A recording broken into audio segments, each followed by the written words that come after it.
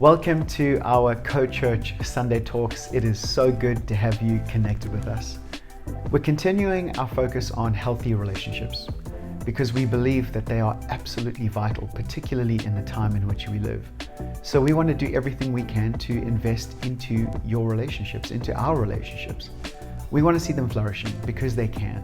Before we get into today's conversation, please, if you would like to reach out to us, if you would like to find out anything about who we are, as always, we would love to hear from you. So please, just get in touch and let's have a chat. Today we talk with friends of ours, Bheki and Zi, an inspirational couple. They carry a responsibility at an organization called Inganiyami. Inganiyami is a non-profit which really seeks to see the most vulnerable of children being brought into a sense of family and community. And so we talk around all aspects of what that looks like. I know that you're going to find this talk inspirational. And so if you want to find out anything more about Inganiyami, the website will be coming up on the screen. Check it out, and perhaps you could play a role in supporting organizations such as this to make a positive impact in our country here in South Africa. So let's get to this conversation with Bheki and Zi, focusing on healthy relationships. Okay, let me see if you can see this handsome face of mine. Can you see my handsome face? Yes, so handsome. I can see one good-looking face, but I'm not going to say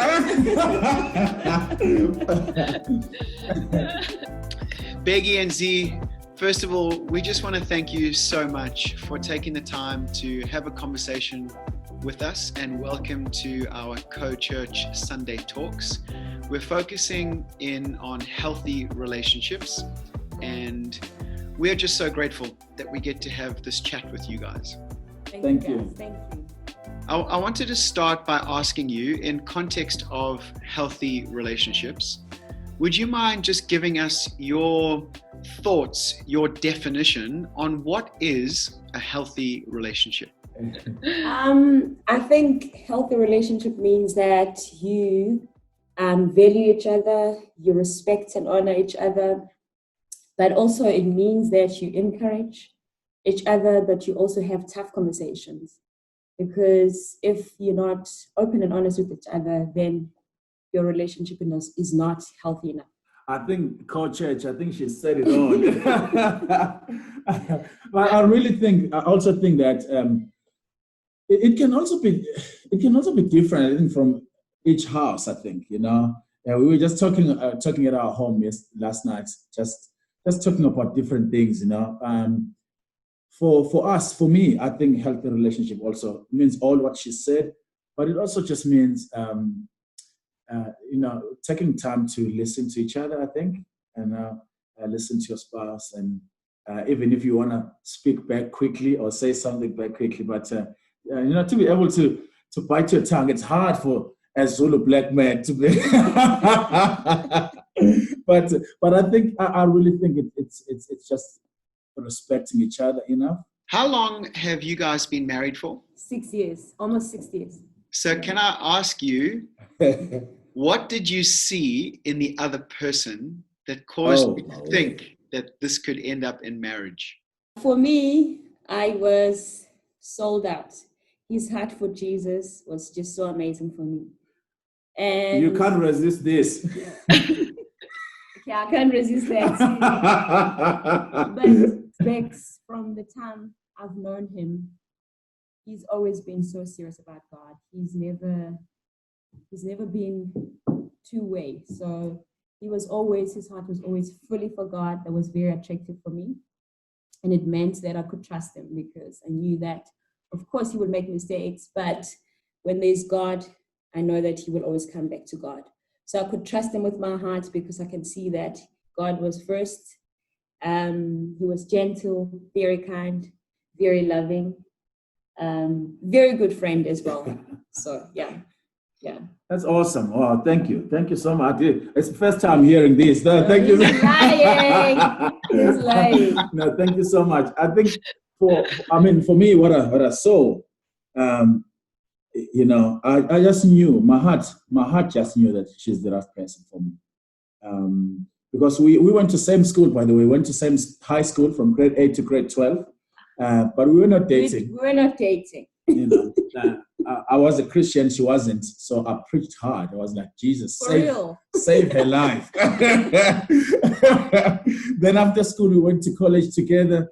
We traveled together and things like that, but still not dating. And then started getting involved with Kloof Harvest back then, Open Skies now, still not dating. But when I wanted to get married, and I knew that I needed to find someone who's gonna be with me my whole life. You know what I'm saying? Yeah. But I knew that she was the right person. But let me tell you this quick story. Then when I approached her and say, you know what, I think there's something here. I wanna marry you. I love you. She said no. You know, like, yeah. She said no, like no. But wait for this. She said no for 3 years. Oh my goodness. What? I was teaching him patience. 3 years. I waited for 3 years. You know, let me tell you this, co-church. I took her out. You know, we went to watch soccer together. We went to the weddings together. We went everywhere together. I waited 3 years. You know why? You know why? Bevan is shocked. No, Bevan, you know why? Because everyone was just saying Bex is so amazing, you know, this is such an amazing guy, and people were just influencing my decision. So I thought, I'm not going to just decide based on what people are saying. I'm going to wait for them to quieten down, and I'm going to have to find out, because when I'm in this, when something happens, nobody's going to be shouting and saying, hey, Z, I'm going to be alone on this journey. So I waited for everybody to stop telling me how amazing he was and just also making my own decisions. So it was irritating to have a lot of people saying, oh, what are you doing? You should be. So I just needed a break from everybody. That's why. Guys, that's amazing. And Z, there's actually so much wisdom in there to be able to have everybody else's voice quieten down and find out for yourself, because it's a life decision that you're making. And amazing how quickly we jump into something because of what other people are saying. I feel like, well done you. Sorry though, Begs, for the 3-year wait. I love the contrast, because just last week we were chatting with our friends in Mumbai in India. Their names are Biju and Siku, and they had an arranged marriage. Yeah. Sure. They met for the very first time together with their family, didn't have any time alone. And from that meeting, 3 weeks later, they were married. Crazy, eh? Oh, word. And they've been married now for over 20 years, I think.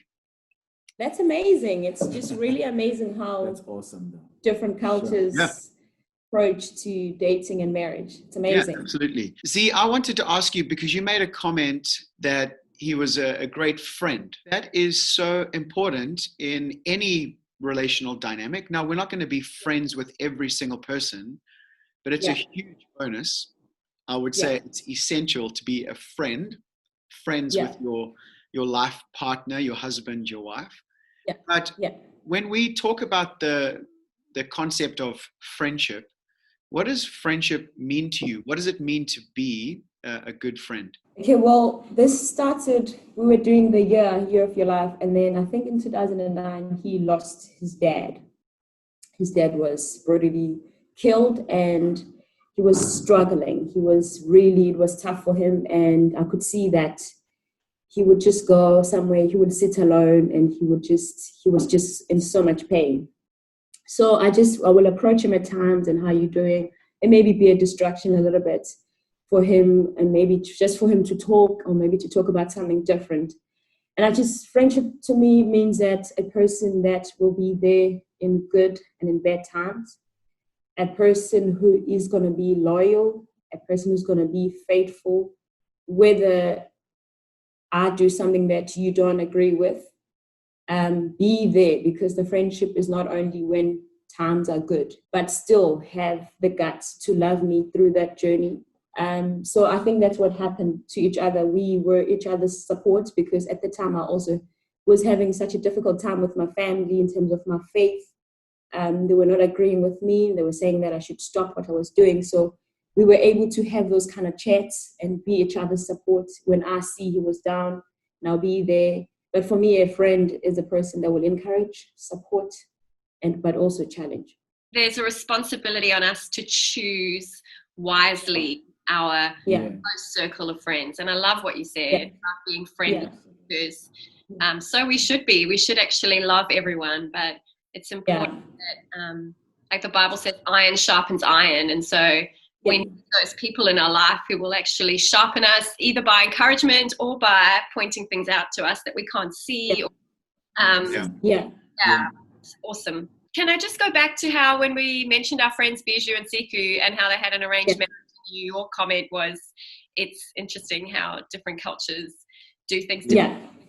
And I feel like I would love to know about, like Zi, you've already mentioned that you were battling with some dynamics with your family when they were wanting to take you away from what is your faith. And I just wanted to know, or have you guys just speak about how culture has, the journey of how culture has perhaps influenced you, and things that you've had to navigate along the way when it comes to faith and when it came to getting married, that sort of thing. And help us understand, from a Zulu culture, what that would mean. Zulu culture have very strong traditions that they have, and they love them, they keep them, they want to really, it's part of who they are. Some Christians still practice lobola, because I'm going to touch on that as well, but some, they're starting not to. But in a normal Zulu culture, this is what happened when two people get married. Is that obviously you have a relationship with the person, so now Begs have to go to my family to tell them that now he's made a decision to take me as a wife, and then this is what needs to happen. Then he needs to bring elders from his family to my family to negotiate how much of lobola my family wants to have, and they can discuss and say, no, let's put it down to this, we can't afford this, and then eventually there's an agreement, a mutual agreement to say, okay, well, we accept 12 cows or 11 cows is the standard. But it was like physical cows, in the olden days, because people had lots and lots of cows. But now that people don't have that, now it has become money. But now a cow here in Durban maybe could be 15,000 Rand. So now you times that by 11, that's a lot of money. Yeah. And in some families, once 11 cows, done, everything. Some families say pay a little bit and then you pay, but then you're already in debt. There's a lot of money that you need to pay. But what I don't like about, besides the fact that people feel that lobola is buying a person, is the fact that it becomes an expectation. When I come back to Beg's family now, or to Beg's, he already has an expectation that I've paid a lot of money for you. So now your duties in the house, you need to perform some duties, because I can't pay this much money and then you come here and you become so there's already that, which is not healthy, and it's, instead of being genuine love for one another, there's already like resentment that I've paid, your family made me pay a lot of money. So now from my side, there's a thing of like, they've paid a lot of money, I better perform according to what they've paid for. You know what I mean? So then it's not, now it becomes like a funny marriage situation. And then it also then starts to include the mother-in-law, the sister-in-laws, everybody. Now when I go to Beg's family, when I go there, I can't just sit around and just chill and have a relational chat. When I get there, put down my stuff, look around. If they haven't cook, clean the house. So it's not relational. It becomes like a duties, me performing the duties, and also making sure that I look good as a makoti, like I'm a good makoti. That's the word they use for you, so wife, makoti. So I'm a good makoti by performing lots and lots of duties. So that part I did not like. In fact, I had already made my mind that I was never going to get married before I got saved, because of these things when I saw the ladies, and it's just obligation, it's not love. And then obviously, then if your husband wants sex, it's gonna be, I want it because I've paid for you. Then it's, you know what I mean? It impacts on so many things, you know. And then as a lady, you lose who you are. Then you are told how many kids you should have, even though you don't want that. So your needs are overlooked. So this is what it looked like for us. It was really honestly the first generation that has done this way. But it was also hard because it was the first time that it was done. So I had to go to my mom and my brothers that are very traditional, that wanted lobola, and tell them we actually not paying lobola for me. We're not. It was risky, guys. Yeah, wow. We're not going to pay lobola. We're not going to pay lobola. My mom was like, I can't tell you how many discussions we've had, and it helped that it was a relationship between a mom and a dad, and a mom and a daughter. And my sister played a huge part in that. She did not understand a thing of Christianity. You know, you see how God does. If you take one step, he will use non-believers to fight for you. My sister is not a very strong person, but she was so strong in this situation. She would come back to me, tell me what it means. Why do you say that we shouldn't pay lobola? And then I would explain, and she would take it to my mom, and my mom would, and she would say, don't worry about it. Let it go for a little bit. And we'll go back again for another conversation until my mom was like, okay, it's fine. And then it was my brothers now that had a problem with it. Guys, I tell you, by the time Bex came, the road was already smooth. So when he came to speak to my mom, he just said, I'm bringing a gift to you guys. Bottom line is, he was going to decide on a gift. It's not a lobola, it's a gift. Because this is what we used to do in the olden days as Black people, as Zulu people. We will exchange gifts. Yeah. Families will exchange gifts so that there will be relationships. So his family, my family, we will exchange gifts. And over the years, it has changed into his family paying lobola and also gift. But the lobola part is becoming very, very expensive. My mom agreed on a gift that he decided. There's no expectation from his family for me to be a makoti. There's no hectic things going on now that I have to perform as a result. It's the first time it's been done, and a lot of other people might disagree with us, but there's such freedom in this. It has been an interesting journey. It's been when we got saved, when I got saved, I always knew that I knew from the get-go that God is going to use us, me, also to pioneer new things. I knew that it was going to be hard. You're going to start changing things. I also knew that I have to do something different, not because I can't afford, not because I'm desperate to get married, just doing it for those that are coming behind me, patterning a new thing, So that is why I went to Zi's mom, and I knelt before her because respect is still very important, I think. And I said, I really, really love your daughter, and I want to get married to her, and I'm not going to sleep with her. But the truth is, I can't afford to pay lobola. But I want to give you a gift to show that I'm not just coming to take her, and I respect that you raised her so well. I can afford a gift. And I mentioned the amount. It was nowhere near the 12 cars. Then miraculously, they said, okay, we'll accept that. It wasn't easy though.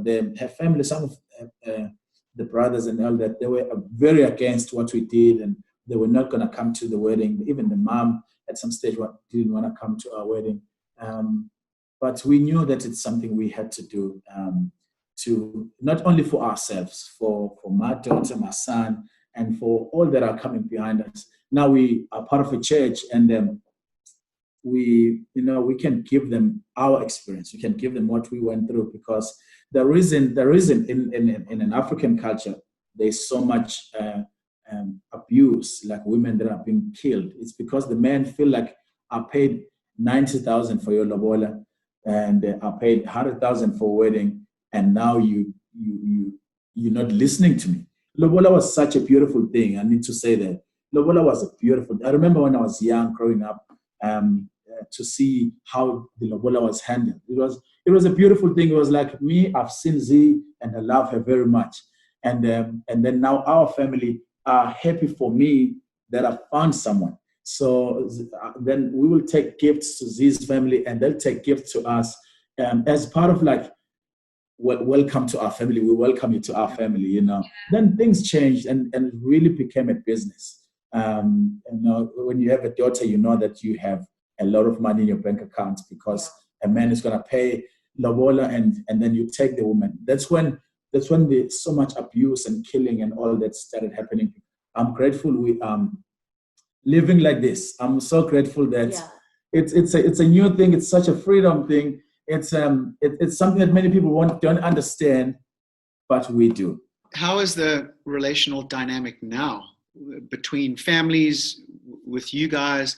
Is it in a good? Oh my God, my mom adores Bheki. My mom adores Bheki's family. My mom loves Bheki's family. The families together, and I think once your family came to my family, and the way they connected and the way they saw respect from my mom's side, and my mom, the way she saw respect from Bheki's side, it's beautiful. We now families that are functioning properly. But we had to go through that. Yep. But how God has done things, it's amazing.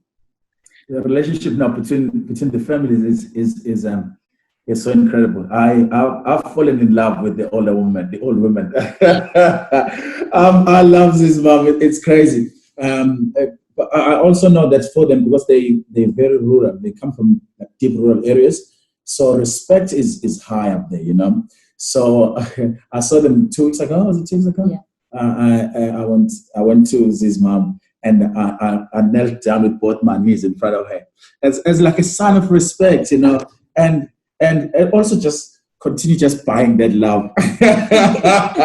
But she's amazing. Zi's brothers, we talk about it, and we're very close. And I felt last week actually when I saw the sisters, the brothers, and the mom, like it's getting better every time we see each other. And I felt in my heart, God, like whispering in my heart that when you choose to do things the right way, I'll fix what you cannot fix. This is only God that can do this. But just one thing that I want to say about lobola is that people are not getting married because lobola is very expensive.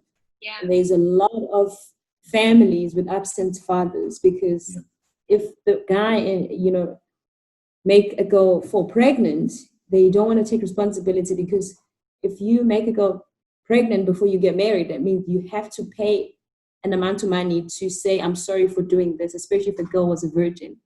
And then on top of that, you have to pay lobola. Like Beck said, it has become a business. It's just becoming so ridiculous, where before the gift was decided by the family, now people are sending lists of things that they want, for you. Those that cannot afford, then how do you go through this journey? South Africa is in this state because of absent fathers. Obviously, nobody can afford this, and then we have a problem of having kids that don't have dads. Yeah. And then it starts to become a problem, because child need a mom and a dad for them to function properly. God has put us on this path, not actually for ourselves. A lot of things that have happened to us, we've always known that it's actually not for us. Yeah.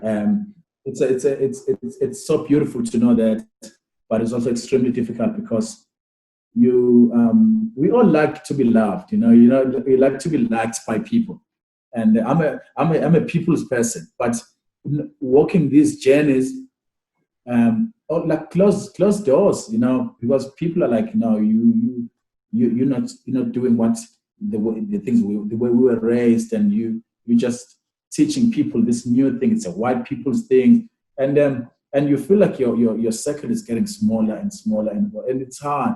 It's very difficult, but it has to happen. Otherwise, that is why in our communities, 95% families are either a mom only or kids are raised by grandmoms or grandparents, because no mom and dad living together. It's incredible what you guys have chosen for your relationship and the path that you find yourself on. You made a point about staying true to what you believe and, you know, having these convictions, which is so important for all of us, is to come to a point of conviction around our life, around our relationships, our marriage, our faith, because those convictions are something that are deep within us that we can live by. But what I love about your story is also how you have maintained a respect and a sincere love. Even when there is conflict of belief systems and traditions, I think that's a very valuable lesson for every single one of us, that although we have deep convictions about certain things, we can always have respect for people. We can always show love and value instead of trying to aggressively and defensively fight something. Now there is, you know, a time and place for that. But in your situation, I just think it speaks volumes. It speaks volumes of your faith. It speaks volumes of your character and integrity. And I just think it's something that a lot of us can take on, that we would live from this place of value for others. I wanted to just jump on a comment now that you're making with regards to households, breakdown in family, a lack of fathers. Would you both mind just sharing a little bit of your current role within Inganiyami and talk from the perspective of people never having even heard what Inganiyami is? Would you mind just giving us a little bit of context around that? So Inganiyami Children's Village, obviously, it's an organization that has that takes in orphan and vulnerable kids, we find them a home and a mom in the village. And we have this family unit it's built in a cluster. And I mean, it takes a village to raise a child, but also when they're here, they're no longer orphans, they belong, they are loved, they are valued. But also our roles, Bex and I, this is the one that I love the most. Even though we're not the moms in the homes, but we're also the mom and dad for these kids. And the relationship that you have is priceless, you know, and it's just to watch journeys of each one of them when they come in and a couple of months later, how love and family and community and all of these beautiful things happen, and how they just change into this beautiful individual that has hope, and that now you see personalities. When they came in, they were shy and there were some issues, and just over a couple of months of being in a constant and, you know, environment that is full of love and acceptance and all of those beautiful things, and how they change. For me, it's the most rewarding thing. My favorite thing is to be a father to these kids. Z never met a father. Oh well. Yeah, my dad passed away. And my dad was working in Joburg in gold mines for 20 years, and he came home. I was at college, and then I used to see, for 20 years, I used to see my dad twice a year, in June holidays for a week and December holidays for a week for 20 years. So I didn't have a relationship with my father. He'll send money home so that will represent him every month, just so that we can live. And then when he was retrenched after 20 years, he came home and he was with us for a year and was shot. He died. I remember when Roger and Yvonne said, they're going to be starting a children's village, and right in the beginning, I just knew that this is the place I want to be. You know, obviously it was part of ministry. I love ministry. I love people. I love God and all that. But I must say, there's been times in my journey with God in ministry where, like all of us, where I wanted to leave, you know, and God do something else because maybe it's too hard. But to be a father at Inganiyami, or to be a father to these kids, is one thing I never wanted to leave. I know it was a Father's Day last month or so, last month. And one of my oldest boys, Andy, wrote me a letter to say, hey, thank you for all that you've done for me. Appreciate you teaching me how to ride a bike, and mention all those kind of things. But the line that really destroyed me was, thank you for being my father. And they said, yeah, I love your first son. Deeper than what people see when they come here. It's deeper than any. I've never seen like the work of God the way I've seen in this place. God helping people that never had fathers to be parents to kids that were also left. So just to tell you guys and to tell the co-church, and that yes, in ministry is a beautiful thing. I love ministry. I love doing worship. I love preaching at times. But this is it. This is something that I know when I wake up, I have to be here, because I cannot do any other thing other than being a father to these kids. Whatever life throws at us, we'll take it. Yeah. For these kids, it's a huge privilege and honor to be used by God just to show these kids show these kids who Jesus is, and in a small way, like we do. So yeah. Amazing, Bex. There's something called in Zulu ubunye.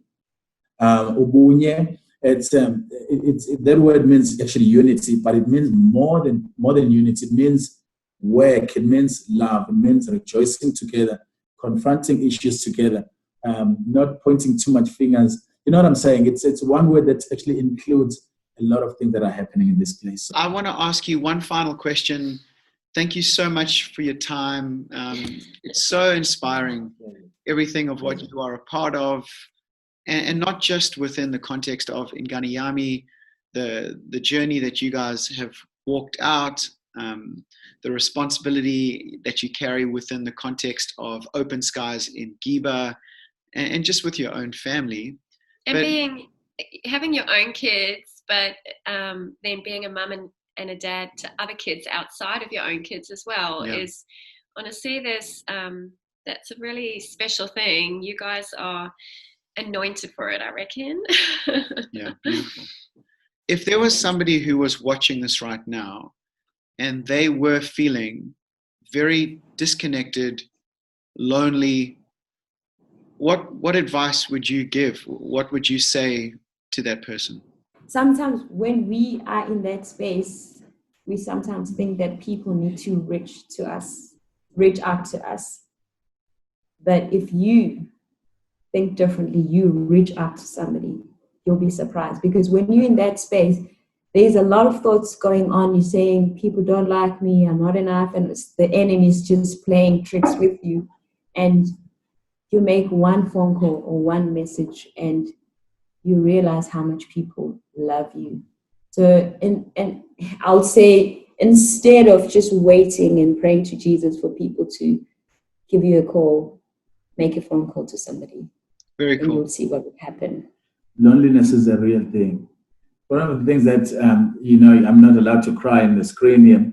I don't want to see the coach. I'll cry easily, man. When I talk about things that are very close to my heart, man, tears that are coming down my face. I'm strong, church. I'm strong, but loneliness is a real thing. And when you see people that are lonely, for us Christians, it can be so easy to want to fix them quickly, And I think people, before they get to that lonely part, it's a journey of different things. I have a privilege of going into the community and see them, especially now during this lockdown. And if you've, just one example, if you didn't have dinner and your kids haven't eaten for 2 days, I'm talking about, it's a true story. It's something it's a family I know right now. I can go to them. They haven't eaten. And you can't go to work, and maybe someone is sick and someone has died in the family. You know that when you are struggling so much, people start to distance themselves from you. It's a sad thing that when people are really struggling, people tend to say, I've helped them, and they just distance themselves, and people find themselves very, very lonely. What I can say to people who's maybe watching or really going through that time is that um, they need to know that someone out there is thinking about them, and someone is praying for them, and just help is gonna come. Help is coming, and like what Z is saying, maybe they need to take that one step to say, okay, towards a positive direction. But man, if someone is watching, I would really want to say this: help is on the way. I know it's tough, and it's a serious thing what we're talking about now. But man, God is faithful, and He will send somebody. He will send believers, and God can send unbelievers sometimes to rescue you in your time of need. So help is coming. Yeah, beautiful. Thank you so much. If we could just end by saying that we absolutely value healthy relationships. We feel like we find ourselves in a time in the world where isolation is a very real thing, somewhat enforced, but a lot of people could be feeling that deep sense of loneliness and disconnectedness. And if anybody is watching this and that's something that resonates with you, I think, Z, that advice of just maybe one message, one phone call. And you're right, Beggs, if we can be people whom always choose to look out towards others and just be there. We've spoken about friendship, we've spoken about community, and I think it's more important now than ever before. And so I think it's an incredible opportunity and privilege we have to reach out to people and see people find that sense of family. So thank you to you guys. We so value the input that you've shared with us, and yeah, thanks so much for having a chat. You're amazing. Pleasure, guys. Thank you. You're amazing. No, thank you so much. Amazing. And I honestly believe that, like what you said, where you felt like a lot of the decisions that you were making were to pattern something new. I just so see that all over your life, and that God is going to use it, and you're inspiring and courageous, and a lot of people will be able to draw off the pattern that you've set because you said it. And I love what you are setting up for your own family as well, your own kids. They can walk in a completely different way because you guys did it. Thanks for listening. Thanks for connecting. I love that we have this opportunity to hear so many different aspects around relationships, different cultural perspectives and what those actually mean. As always, you heard anything in this conversation which you want to process further, we're here to talk. So, as I said at the beginning, reach out to us, get in touch with us, and we'd love to chat. Thank you again, and hopefully we'll be seeing you soon for another Sunday Talk.